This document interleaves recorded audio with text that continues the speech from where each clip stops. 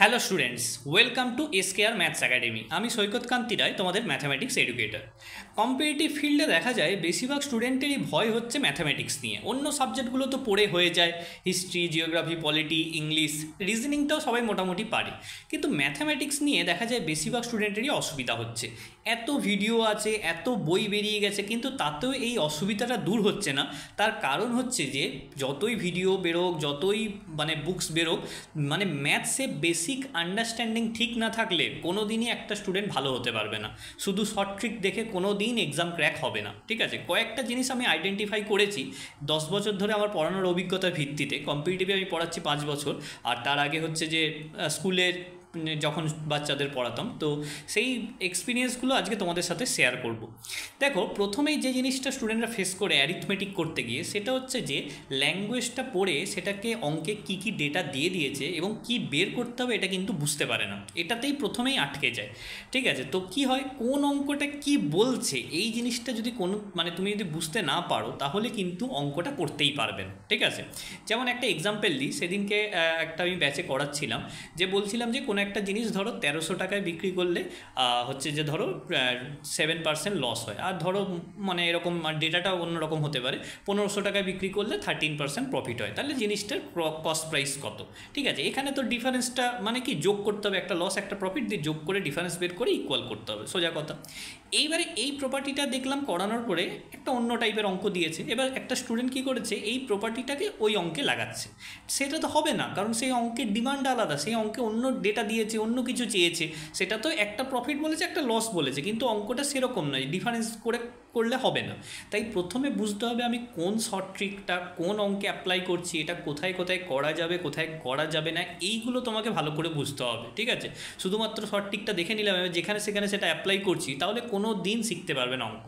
ঠিক আছে, তুমি যতই প্র্যাকটিস করো, যাই করো, কিছুতেই কিছু হবে না। ঠিক আছে, 2 নম্বর যে ব্যাপারটা হচ্ছে যে তুমি হয়তো দেখলে শর্ট ট্রিকটা কী আছে, শিখলে, বুঝলে, কিন্তু তারপরেও দেখছো কিছু কঠিন অঙ্ক করতে পারছো না। ঠিক আছে, সেটার ক্ষেত্রে তোমাকে দেখতে হবে যে তুমি সেই টাইপের অঙ্ক করেছো কি না, বা যখনই কোনো একটা অঙ্ক তুমি শিখলে, কোনো একটা টাইপ শিখলে, সেই সিমিলার টাইপের কী কী অঙ্ক তুমি করতে পারো, স্যারকে জিজ্ঞাসা করো যে এর উপর বেস করে আর কি কঠিন অঙ্ক হতে পারে।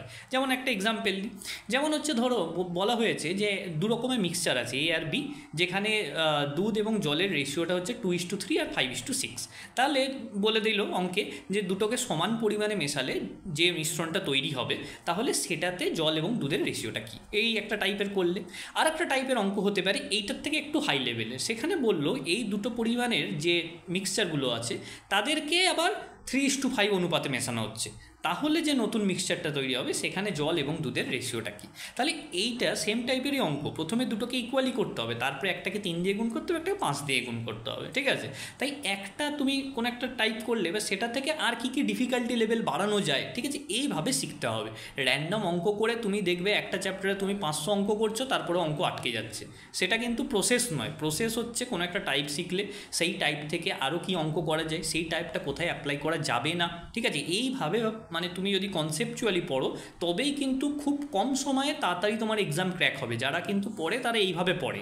ঠিক আছে, পড়ার একটা প্রসেস আছে, র্যান্ডম পড়ে গেলে হয় না। অনেক স্যার বলে যে অঙ্ক মানেই প্রচুর প্র্যাকটিস করতে হয়। ঠিক আছে, এটা কিন্তু খুব একটা ঠিক নয়। প্র্যাকটিস করতে হবে তো ঠিক আছে, কিন্তু তার আগে তোমাকে বুঝতে হবে যে কনসেপ্টগুলো কী, এই জিনিসগুলো আর কি। ঠিক আছে, অনেক স্টুডেন্ট দেখবে কম প্র্যাকটিস করেও বেশি স্কোর করছে, তার একটাই কারণ, তারা বুঝে নিয়েছে একটা চ্যাপ্টারে 50-60টা অঙ্ক করেই সে বাকি অঙ্কগুলো করে দিতে পারবে। ঠিক আছে, এই জিনিসটা কিন্তু বেশি ইম্পর্টেন্ট রাদার দেন প্র্যাকটিসের থেকে। প্র্যাকটিস একদম লাস্ট পর্যায়ে, যখন তোমার স্পিড ইমপ্রুভ করবে, ঠিক আছে, সেইগুলো আর কি, সেখানে প্র্যাকটিসটা দরকার। কিন্তু তুমি করতেই পারছো না, তখন তোমার প্রচুর একগাদা অঙ্ক নিয়ে বসে আছো, তাতে বিশেষ কিছু লাভ হবে না। ঠিক আছে, এরপরে হচ্ছে অ্যাডভান্স ম্যাথের জায়গায়। দেখো, অ্যাডভান্স ম্যাথের কি হচ্ছে, অনেক স্টুডেন্ট কী করে যে কয়েকটা র্যান্ডাম ফর্মুলা মুখস্থ করলে বা তার উপর বেস করে অঙ্ক করতে শুরু করে, সেটা কিন্তু একেবারেই নয়। যেমন অনেকের আমি দেখি অ্যালজেব্রা পড়ছে, অথচ সার্টস অ্যান্ড ইন্ডিসেসের কনসেপ্ট ক্লিয়ার নেই। ঠিক আছে, পাওয়ার কি সেগুলো ঠিক করে জানে না, কিন্তু অ্যালজেব্রা করতে চলে এসেছে। তো এইবারে তোমাকে আগে বেসিকগুলো ক্লিয়ার করতে হবে। বা জিওমেট্রি শুরু করে দিয়েছে, কিন্তু জিওমেট্রির থিওরেমগুলো জানে না। ঠিক আছে, তো থিওরেম না জানলে কী করে হবে। বা ত্রিকোণমিতি করছে, কিন্তু ত্রিকোণমিতি সব ফর্মুলাগুলো জানে না। এবার এবার ফর্মুলাগুলো যদি মুখস্থ না থাকে, ফর্মুলাগুলো যদি জানা না থাকে, তাহলে অ্যাডভান্স ম্যাথ কোনো দিন হবে না। এবং হচ্ছে যে অ্যাডভান্স ম্যাথের ক্ষেত্রে তোমাকে দেখতে হবে সমস্ত ফর্মুলা তুমি জানো কি না, সমস্ত থিওরেম তুমি জানো কি না, এবং সেই থিওরেমগুলো কোথায় অ্যাপ্লাই করতে হবে, ঠিক আছে, এইগুলো বুঝতে হবে, তাহলে কিন্তু অ্যাডভান্স ম্যাথ হবে। এছাড়াও অনেক স্টুডেন্টে কি ক্যালকুলেশনের সমস্যা থাকে। এবারে অনেকে ভাবে যে ক্যালকুলেশনে হচ্ছে যে কয়েকটা ট্রিক শিখে নিলে ক্যালকুলেশন হয়ে যাবে, সেটা কিন্তু নয়। ক্যালকুলেশনের যেমন কিছু জিনিস আছে ট্রিক্স ছাড়াও হয় আর কি, ঠিক আছে, সেইগুলো বেশি রপ্ত করতে হয়। মানে ক্যালকুলেশনের ট্রিক শেখার থেকে তোমার টেবিল মুখস্থ মানে 20 পর্যন্ত 30 পর্যন্ত করতে পারলে ভালো। অনেকেরই আছে 30 পর্যন্ত, যারা ব্যাঙ্কিংয়ে পরীক্ষা দেয় 30 পর্যন্ত যদি নামতা বা টেবিল মুখস্থ থাকে, স্কোয়ার কিউব মুখস্থ থাকে, এগুলো বেশি কাজ দেয় পরীক্ষার সময়। খুব বেশি যে ট্রিক্স অনেক সময় মাথায় আসে না, ঠিক আছে। তো মানে সেটা লাস্টের দিকে অবশ্যই করবে, কিন্তু প্রথম দিকে আর কি অবশ্যই নামতা এই জিনিসগুলো যেন বেসিকগুলো ক্লিয়ার থাকে, তাহলে কিন্তু একটা মোটামুটি স্পিড তোমার হয়ে যাবে, ঠিক আছে। আরও যেমন কিছু কিছু ট্রিক্স আছে যেগুলো খুব সিম্পল, যেমন ধরো তোমাকে 29-এর সঙ্গে 7 গুণ করতে দিয়েছে, তো তুমি 30-এর সঙ্গে 7 গুণ করে 7 বিয়োগ করে দেবে, ঠিক আছে। এই টাইপের এগুলো মানে বিশাল কিছু ট্রিক্স নয়, এগুলো কমন সেন্সের উপর বেস করে দাঁড়িয়ে আছে। তো এই কমন সেন্সগুলো ডেভেলপ করতে হবে, ঠিক আছে। ম্যাথ মানে তোমাদের যে টাইপের ম্যাথ আছে কম্পিটিটিভ এক্সামে, সেগুলো কিন্তু কমন সেন্সের উপর দাঁড়িয়ে আছে, ঠিক আছে। খুব হায়ার ম্যাথ তো নেই না, ডিফারেন্সিয়েশন, ইন্টিগ্রেশন, ক্যালকুলাস এসব তো কিছু নেই যে বিশাল কঠিন জিনিস তোমরা বুঝতে পারবে না।